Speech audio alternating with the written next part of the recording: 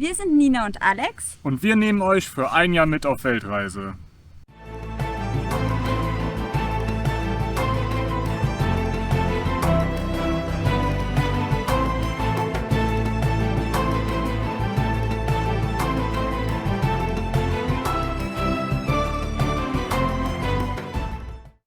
Hi, hier sind wir nun mit Folge 4 bei den Angsthasen auf Weltreise. Wir waren in Mexiko. Und zwar sind wir geflogen von San Jose nach Cancun. Der Flug ging ungefähr 2 Stunden. Wir sind gut angekommen in einem ziemlich leeren Flugzeug, was sehr überraschend war, weil ich glaube, es war nur zu einem Drittel ausgebucht. In Cancun angekommen sind wir dann mit einem Großraumtaxi nach Playa del Carmen gefahren. Da hatten wir uns ein Airbnb gebucht für die ersten Nächte, um erstmal in Mexiko anzukommen. Wie hat dir Playa del Carmen gefallen? Playa del Carmen war in Ordnung. Es gibt da schöne Strände. Es gibt da eine Haupttouristenstraße, in der man halt sehr häufig angequatscht wird, um Souvenirs zu kaufen. Also wenn man Souvenirs haben möchte, dann ist man da genau richtig. Oder wenn man gerne feiert. Und da sind viele Feiermütige unterwegs gewesen. Von da ist es dann auch nicht weit zum Strand. Die Strände sind sehr schön. Es kann nur vorkommen, dass vermehrt Seetang an den Stränden zu finden ist. Seit 2011 besteht circa das Problem. Das führt dann auch zu einem unangenehmen Geruch. Wissenschaftler sind sich nicht ganz einig, woher der Seetang auf einmal kommt. Die Hotels arbeiten, den Seetang zu beseitigen. Ja, das andere Problem mit dem Seetang ist, dass das sonst so karibisch-blaue Meer dann sich ein bisschen bräunlich verfärbt, was natürlich dann fürs Auge nicht mehr ganz so schön ist, wie man es aus den Katalogen kennt. Dieses Phänomen ist aber nicht immer da. Das ist manchmal nur für ein paar Tage oder für ein paar Wochen.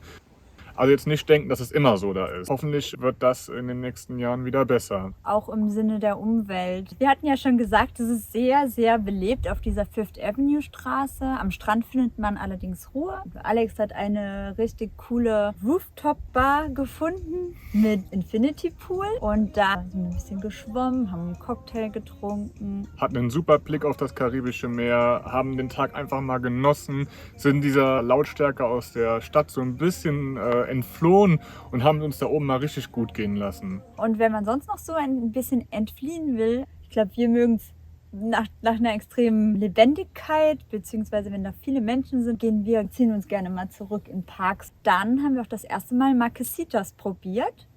Das war sozusagen das erste mexikanische Essen, was wir ausprobiert haben. Sah für mich so erstmal aus wie Crepes, war es aber nicht. Es war wie eine Waffel, eingerollt wie ein Crepe. Zubereitet auf einem Gusseisen. Man konnte Nutella da drin oder auch andere Früchte, die man möchte. In Tulum haben wir unsere erste Maya-Stätte besucht. Wie sind wir denn nach Tulum gekommen? Ja, mit dem Bus natürlich. Ja, und von wo nach wo? Von Playa del Carmen sind wir gefahren mit dem Bus nach Tulum. Da kann man in jeder großen Stadt so ein Terminal besuchen. Das ist ein kleiner Busbahnhof. Dort kann man vor Ort Tickets kaufen und die führen einen eigentlich bequem in jede andere größere Stadt. Zurück zu dem Maya-Tempel. Das war unser erster Maya-Tempel. Das ist wirklich ein malerisch schöner Ort. Die Tempel dieser Anlage stehen direkt an der Karibikküste. Dieser Maya-Tempel wurde um die 1200 errichtet und da gibt es verschiedene Tempel, wie zum Beispiel der Tempel des herabsteigenden Gottes, der Tempel des Windes. Diese Tempelanlage wurde erstellt, um den Sternenhimmel zu beobachten und auch der Maya-Kalender wurde danach ausgerichtet. Es war super, super heiß und als Empfehlung schon mal vorweg, wenn ihr mal da sein solltet, nehmt euch Sonnenschutz mit, vielleicht auch ein Schirmchen, weil wir mussten immer wieder in den Schatten fliehen.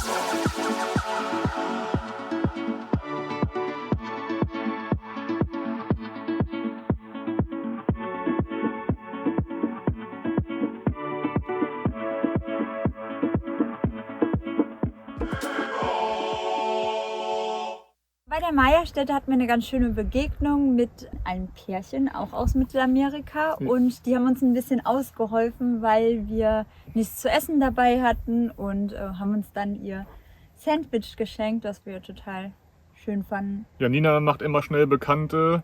Sie hat da ein Talent für. Eigentlich wurde sie nur gefragt, ob man mal kurz ein Foto machen kann, aber ganz schnell war sie im Gespräch verwickelt. Ja, als wir dann von der Maya-Stätte zurück in unser Airbnb gekommen sind, gab es dann abends noch einen kleinen Vorfall. War ganz schön spooky. Ihr müsst euch das so vorstellen, die meisten Airbnbs funktionieren so, dass man an der Tür einen Zahlencode eingibt, sodass man hineingelassen wird.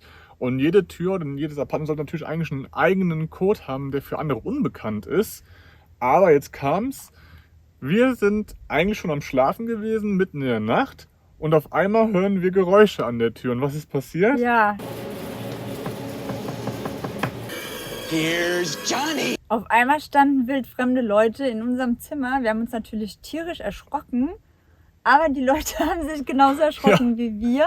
Das war wohl ein Versehen, das waren neue Ankömmlinge, die auch einfach nur in ihr Zimmer wollten. Also da hatten wir Glück, das war dann Gott sei Dank nur ein kleiner Schreck, aber auf jeden Fall nicht ganz so ohne. Wir haben 2 Tipps für euch. Erster Tipp, ganz früh morgens los, damit ihr nicht in den Hauptbesucheransturm hineinkommt. Und zweiter Tipp, wenn ihr in Tulum seid und euch die Maya-Stätte anschaut, dann lasst den Tag doch ausklingen am Strand. Wenn ihr aus den Maya-Städten hinauskommt, sind in der Nähe ganz schön malerische Strände mit super weißem Pulverstrand. Wir haben es auch gemacht, es war wunderschön. Auf jeden Fall eine Empfehlung. Und da gibt es auch Restaurants. Also essen gehen kann man auch dort. Okay, gut. Dann Okay, gut. bin ich mal gespannt, weil wir wissen es ja schon, wie es weitergeht. Ihr seid gespannt, wie es weitergeht. Hoffentlich. Okay, also Bis zum bis nächsten zum Mal. nächsten Mal. Weiterhin in Mexiko. Ciao.